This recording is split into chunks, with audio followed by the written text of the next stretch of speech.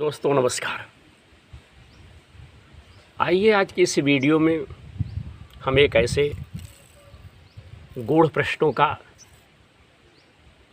उत्तर देने का प्रयास कर रहा हूं, जो प्रश्न प्रत्येक मनुष्य के जीवन में यदा कदा अवश्य घटित होता है, आता है। और वह प्रश्न है, हम लोग मंदिर क्यों जाते हैं। जी हाँ, आज विनोद प्रहरी यूट्यूब चैनल के माध्यम से आपके इन्हीं गूढ़ प्रश्नों का उत्तर जो है मैं देने का प्रयास कर रहा हूँ। गुरुदेव महाराज की जय। काशी विश्वनाथ में विराजमान हमारे बाबा औषधानी भोलेनाथ की जय। हमें फॉलो करने वाले, हमारे कार्यक्रम से जुड़ने वाले समस्त भाइयों की जय।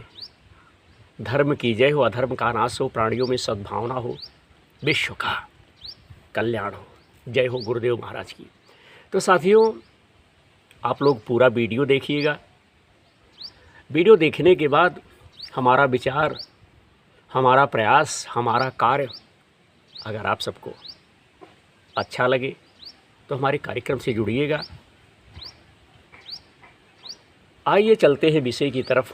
साथियों, हिंदू, मुस्लिम, सिख, ईसाई या फिर दुनिया के अन्य धर्म, अपने देश में तमाम धर्म हैं, और जबकि मैं बताना चाहता हूँ कि सबसे पुराना धर्म जो है सनातन धर्म था। तो सभी धर्मों में धार्मिक स्थलों का बहुत अधिक महत्व माना जाता है। हम किसी भी धार्मिक स्थल पर जाते हैं तो हम अपने अंदर एक आंतरिक शांति, एक आंतरिक सुख की अनुभूति करते हैं। और वह कौन सी अनुभूति हम करते हैं, आइए इस वीडियो के माध्यम से जानने का प्रयास करते हैं। और साथियों, क्यों होता है यह अलग सा एहसास, और क्या होता है खास इन धार्मिक स्थलों पर मेरे भाइयों जाने से। देखिए, शांति देते हैं। जहाँ हम जाते हैं यहाँ हमें शांति प्राप्त होती है। धार्मिक स्थल आप चाहे किसी धर्म, जाति या समुदाय से संबंधित हो, लेकिन जब आप किसी धार्मिक स्थल की यात्रा पर जाते हैं या बीच में अपनी यात्रा छोड़ देते हैं, वैसे ही किसी मंदिर, गुरुद्वारे, चर्च आदि में चले जाते हैं तो एक अलग सा शांति वातावरण आपको महसूस होता है। साथियों, अपने अंदर भी एक आध्यात्मिक शांति आप महसूस करते हैं। आपको लगने लगता है, आपको एहसास होने लगता है जैसे आपकी सारी चिंताएं खत्म हो गई, गायब हो गई भी। आपको एक आध्यात्मिक सुख की, आनंद की अनुभूति मित्रों होने लगती है।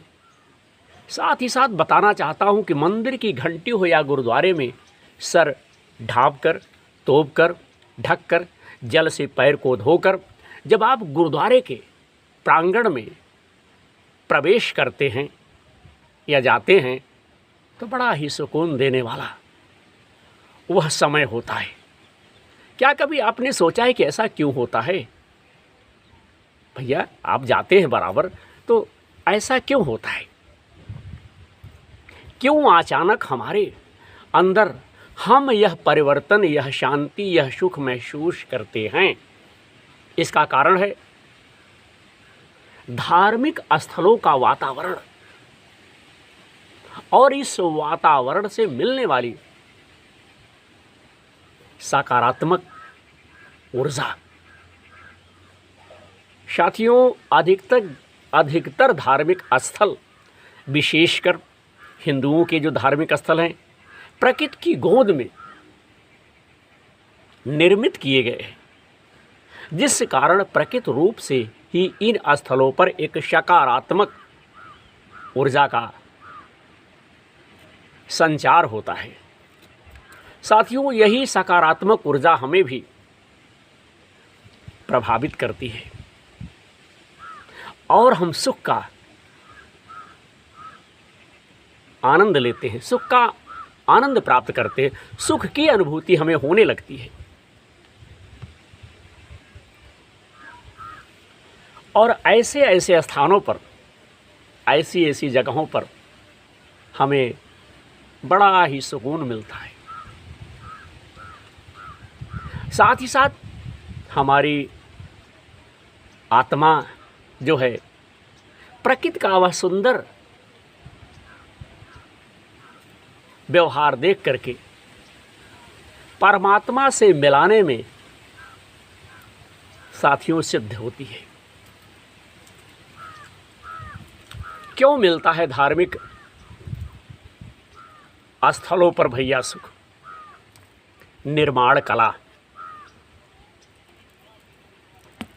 मित्रों, मंदिरों के निर्माण का कार्य बहुत ही सोच समझकर वास्तु अनुसार भैया किया जाता है। जगह भी प्राकृतिक वातावरण को देख करके चुनी जाती है। प्राचीन मंदिर तो ऐसे स्थलों पर, ऐसे पर्वतों पर भैया बनाए गए हैं जहाँ से चुंबकीय तरंगे घनी होकर के गुजरती है। प्रतिमाओं की स्थापना भी ऐसे स्थान पर साथियों की गई है जहाँ चुंबकीय प्रभाव ज़्यादा हो। तांबे के छत्र और पाट रखने के पीछे भी यही कारण मित्रों होता था कि तांबा बिजली और चुंबकीय तरंगों को जो है अवशोषित करता है। इस तरह जो भी मंदिर में देवी देवता के दर्शन करने आता है और उनकी परिक्रमा करता है, वह भी इस ऊर्जा को अवशोषित कर लेता है, जिससे उसमें सकारात्मक जो उनके अंदर बुराई रहती है वह निकल जाती है। साथियों, जाने का समय, धार्मिक स्थलों पर जाने का भी एक निश्चित समय होता है। हमारे कहने का मतलब है कि हर जगह टाइम टेबल साथियों होती है। प्रातःकाल और सायंकाल के समय मंदिर में जाना विशेष लाभकारी होता है। दोपहर 12 बजे से लेकर के दोपहर के बाद 4 बजे तक मंदिर में जाना विशेष निषेध माना गया है। इस समय नहीं जाना चाहिए। इसलिए आमतौर पर भी देखा गया होगा कि सूर्योदय और सूर्यास्त के समय ही ज़्यादातर श्रद्धालुओं की भीड़ मंदिर में भैया दिखाई देती है ना। देवोपासना, मंदिर हो या अन्य धार्मिक स्थल, वहाँ पर जाकर देव मूर्ति के समक्ष मस्तक अपने आप झुक जाता है। झुकाने की आवश्यकता नहीं पड़ेगी, अपने आप ही मस्तक झुक जाएगा और श्रद्धालु उनकी प्रार्थना, ध्यान, कीर्तन, भजन, पूजा, आरती के ज़रिए अपनी श्रद्धा अनुसार उपासना भैया लोग करते हैं। साथियों, पूजा आरती के ज़रिए दीपक की लौ, संगीत और मंदिर के वातावरण का मिला जुला प्रभाव भक्त पर भी पड़ता है। कई विद्वान तो इसे आयनिक क्रिया तक बताते हैं, कहते हैं, जिससे व्यक्ति के शारीरिक रसायन परिवर्तित हो जाते हैं और कई बार उसे बीमारियों से भी भैया मुक्ति मिल जाती है। प्रार्थना करने से भी हमें शक्ति मिलती है, मन में विश्वास भरोसा पैदा होता है और सकारात्मक भाव जागृत होने लगते हैं, पैदा होने लगते हैं। भजन कीर्तन करने का भी अपना एक अलग सुख है। संगीत की लहरों में मिलकर भजनों से अंतर मन निर्मल और हल्का हो जाता है। ध्यान हमें एकाग्र ही नहीं करता, बल्कि वह हमें जागरूक करता है, सचेत करता है, होशियार करता है। असल में ध्यान को विद्वानों ने मोक्ष का द्वार माना है। कहते भी हैं कि श्रद्धा बिन भक्ति नहीं, भक्ति बिन ज्ञान कैसा, ज्ञान बिना ध्यान नहीं, ध्यान बिना भगवान कैसा। साथियों, मंदिर और मन की भक्ति में अंतर वैसे तो मन भी एक मंदिर ही कहा जाता है, लेकिन मन में और मंदिर में की जाने वाली भक्ति में बहुत अंतर है भैया। मन के द्वारा हम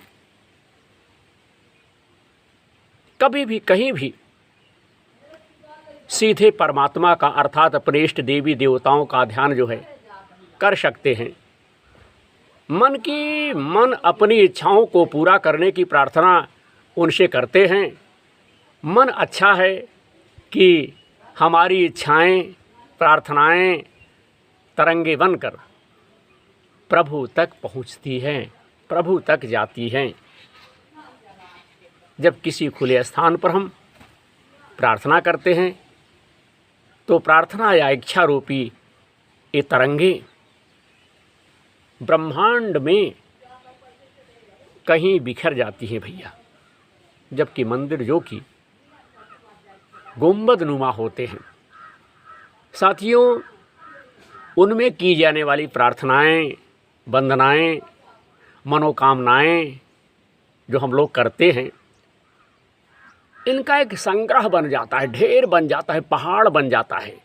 क्योंकि मंदिर और मस्जिद में, गुरुद्वारे में, चर्च में तो लोग अपनी मनोकामनाएं पूर्ण करने के लिए, अपनी मनोकामना प्राप्त करने के लिए जाते हैं। तो वहाँ क्या होता है भैया, सबका मिला जुला करके एक पहाड़ बन जाता है, एक संग्रह बन जाता है। क्योंकि वह गुंबद से टकरा कर आप तक पहुँचती है, फिर गुंबद तक जाती है। इस प्रकार यह प्रक्रिया शुरू होती है और एक मजबूत संग्रह बनकर बिना बिखरे संबंधित देवी देवताओं तक आपकी आवाज़, आपकी प्रेरणा, आपकी पुकार, आपकी ध्वनि साथियों पहुंच जाती है। इसीलिए मन से भक्ति कीजिए, लेकिन मंदिर में। तो आज हमने इस वीडियो में अपने भाइयों को